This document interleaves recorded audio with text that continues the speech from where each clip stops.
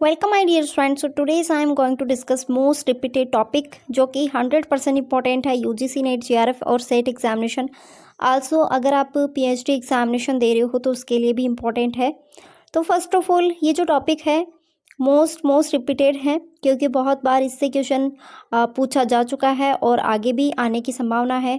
और जून जो एग्जामिनेशन आप देने वाले हो 2025 में, तो मैं आप सभी बच्चों को ये कह रही हूँ कि आप अभी से ही अपनी रणनीति बना लो, प्रिपेयरिंग करना स्टार्ट कर दो। फर्स्ट ऑफ ऑल कि जो सैम्पलिंग्स होते हैं वो टू मेथड्स होते हैं, इसके टू टाइप्स होते हैं, ऐसे कह सकते हैं हम। तो टू मेथड्स होते हैं। तो फर्स्ट होता है प्रोबेबिलिटी, ठीक है ना, और दूसरा होता है नॉन प्रोबेबिलिटी, ठीक है। तो फर्स्ट क्या हो गया प्रोबेबिलिटी, दूसरा हो गया नॉन प्रोबेबिलिटी। ये इसके मेथड्स के टाइप्स हैं और इन मेथड्स के अंदर भी टाइप्स इंक्लूडिंग है, तो वो भी हम देखने वाले हैं वन बाय वन। तो फर्स्ट ऑफ ऑल पहले हम देख लेते हैं प्रोबेबिलिटी सैम्पलिंग का एक्चुअल में मीनिंग क्या होता है। Probability sampling is a methods of selecting a sample from a population using random selection. It is the also known as the random sampling. It means that कि जब कोई, इसको देखो हिंदी में क्या कहते हैं, संभाव्यता प्रतिचयन। सैम्पलिंग को क्या बोलते हैं हिंदी में, प्रतिचयन भी बोलते हैं, नमूनाकरण भी बोलते हैं। यादृच्छिक चयन का उपयोग करके जनसंख्या से हम नमूना चुनने की विधि, इसे ही यादृच्छिक प्रतिचयन के रूप में जाना जाता है। बहुत ही टफ होता है हिंदी के अंदर जो वर्ड्स होते हैं समझना उनको। सो यहाँ पे आपको बोथ लैंग्वेज में ही आपको समझ के चलना है। और मेरी सारी क्लासेस आप उठा के देख लेना, सारी की सारी बाईलिंगुअल है, तो आपको इम्पोर्टेंट वीडियो ही लेक्चर ही प्रोवाइड करवाती हूँ। So what the meaning, actual meaning क्या है, इसको देखो। First of all random sampling के नाम से भी जाना जाता है और इसके अंदर पॉपुलेशन का हम चयन करते हैं, जनसंख्या में से नमूना लेते हैं, तो उसी को क्या कहते हैं, प्रोबेबिलिटी सैम्पलिंग, ठीक है। अब बात कर लेते हैं यहाँ पे प्रोबेबिलिटी सैम्पलिंग मेथड्स के बारे में कि इसमें कौन कौन सी टाइप्स इंक्लूडिंग है, ठीक है ना। तो टाइप्स देख लेते हैं। फर्स्ट है simple random sampling, systematic sampling, stratified sampling और क्लस्टर सैम्पलिंग। ये चारों के चारों आपको नाम ध्यान रखना है, ठीक है, क्योंकि हम नॉन प्रोबेबिलिटी सैम्पलिंग भी पढ़ेंगे जिसके अंदर आपका चार उसमें भी टाइप्स होते हैं। तो आपको ध्यान रखना है कि इसमें कौन कौन से आते हैं। यहाँ से एक क्वेश्चन पुटअप होता है डायरेक्टली 2 नंबर का कि बताओ कि कौन कौन से प्रोबेबिलिटी सैम्पलिंग में इंक्लूडिंग है, ठीक है। सो हम फर्स्ट ऑफ ऑल देख लेते हैं simple random sampling. In this case, each individual is chosen entirely by the chance and each member of the population has an equal chance। मतलब यहाँ पर ये होता है, मान लो कि एक लाइन में यहाँ पे बहुत सारे व्यक्ति खड़े हुए हैं, उनमें से आपको किसी को भी चुनना है, रैंडमली किसी को भी उठा के चुनना है। तो यहाँ पर कोई मेथड्स कोई कुछ भी नहीं लगाया जाता है। सिंपल सी मान लो 2 नंबर वाले को ले लिया, 3 नंबर वाले को ले लिया, 5 वाले को ले लिया, 6 वाले को ले लिया, 7 वाले को ले लिया, फिर 9 वाले को ले लिया। इस तरीके से किसी भी हम चूज़ कर सकते हैं किसी भी सैम्पल को, तो वो आता है आपका सिंपल रैंडम सैम्पल्स के अंदर। आई होप कि आपको क्लियर है। यानी कि इस मामले में प्रत्येक व्यक्ति को पूरी तरीके से संयोग से चुना जाता है। जनसंख्या में प्रत्येक सदस्य चुने जाने की समान संभावना होती है। मतलब किसी को छोड़ भी सकते हैं, किसी को चुन भी सकते हैं, समान संभावना होती है यहाँ पे।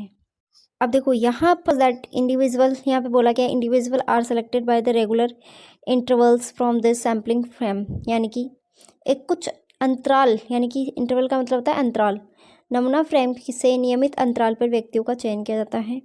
जैसे मान लो कि एक लाइन है और यहाँ पर 1 2 3 4 5 नंबर वाले व्यक्ति को ले लिया, फिर से 1 2 3 4 5 10 वाले व्यक्ति को ले लिया, फिर 1 2 3 4 5 15 वाले नंबर वाले व्यक्ति को ले लिया। तो इस तरीके से यहाँ पे चूज़ किया जाता है।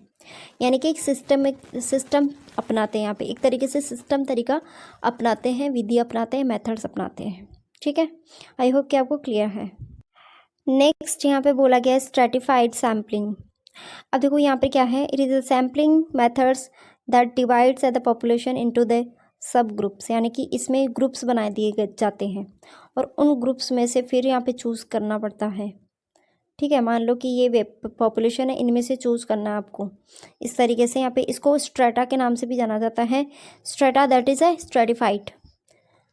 It is used to increase in the validity and the reliability in the to research result. Divides the population group, यानी कि जो population होते हैं उनको group में divide कर दिया जाता है.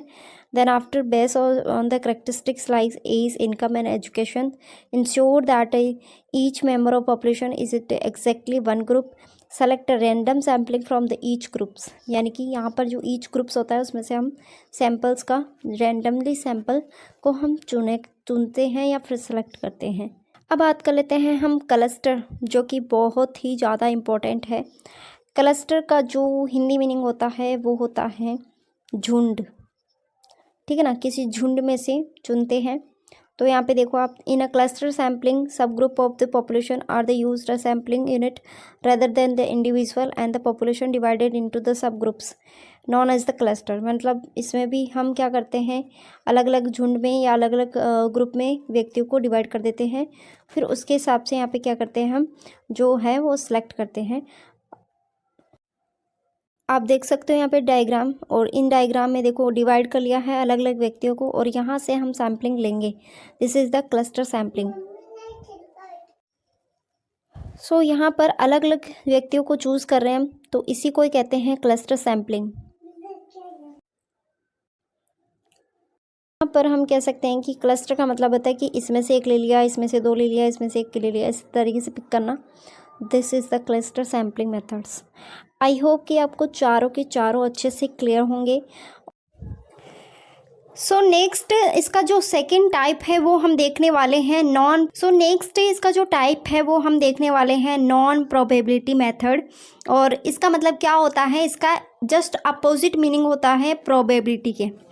A research method where the selection is a participant is a not based on random selection, यानी कि ये किस पे बेस्ड नहीं है, रैंडम सिलेक्शन पे बेस्ड नहीं है. This is mean not every member of the population has an equal chances of being chosen. मतलब कि गैर संभाव्यता नमूनाकरण एक शोध पद्धति है जहाँ प्रतिभागियों का चयन यादृच्छिक चयन पर आधारित नहीं होता.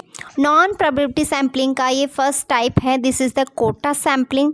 और कोटा सैम्पलिंग का मतलब होता है एक पॉपुलेशन को कोटा देना, एक रिजर्व में रखना, ठीक है. जैसे यहाँ पे बोला गया है a pre determined number of participant are the selected from the sub group of the population, यानी कि जन समूह के उप समूहों से प्रतिभागियों और एक पूर्व निर्धारित संख्या का चयन किया जाता है. उदाहरण के लिए जैसे for example researcher might divide a population by age, यानी कि किसी जनसंख्या को आयु के आधार पर बांटना, विभाजित करना.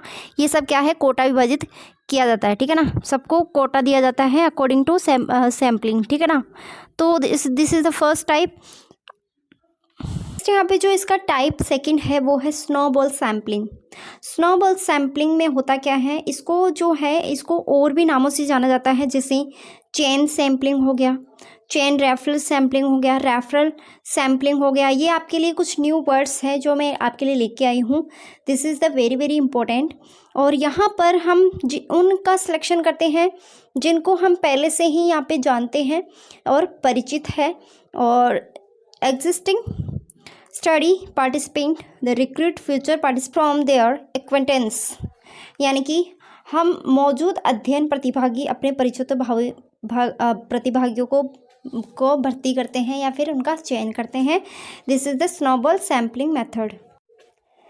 नेक्स्ट इसका थर्ड जो टाइप है वो है convenience sampling. Participant are selected because they are easy to recruit and conveniently available to the researcher, यानी कि प्रतिभागियों का चयन इसलिए यहाँ पे किया जाता है ताकि उन्हें भर्ती करना आसान होता है और वे शोधकर्ता के लिए सुविधाजनक रूप से उपलब्ध होते हैं. This method is often used to gather initially insight when time and resources are limited. अब यहाँ पे क्या होता है कि जो टाइम एंड रिसोर्सेज है वो लिमिटेड होते हैं इस जो कन्वीनियंस सैम्पलिंग के अंदर. आई होप कि आपको क्लियर हो रहा है. तो नेक्स्ट सैम्पलिंग मेथड देखते हैं. इसका 4 टाइप है पर्पसिव सैम्पलिंग मेथड्स. अब यहाँ पर इसको हम और भी नामों से जाना जाता है, जैसे जजमेंटल सैम्पलिंग, सेलेक्टिव सैम्पलिंग और सब्जेक्टिव सैम्पलिंग के नाम से भी जाना जाता है. This method involve making a कंसिशियस decision about all what the sampling should include, यानी कि इस नमूने पद्धति में क्या शामिल किया जाना चाहिए इसके बारे में निर्णय लेना शामिल होता है। ठीक है, तो ये क्या मतलब कि एक जो सैम्पलिंग हम कर रहे हैं वो क्यों कर रहे हैं, किस पर्पज़ के लिए कर रहे हैं, तो यहाँ पे इसमें पर्पसिव या मोटिव इंक्लूडिंग है। Okay, if you want a notes, best handwritten notes, आप मुझे व्हाट्सएप मैसेज कर सकते हैं, लिंक आपको डिस्क्रिप्शन में मिल जाएगा, नंबर आपको स्क्रीन पे शो हो रहे हैं। Thank you so much.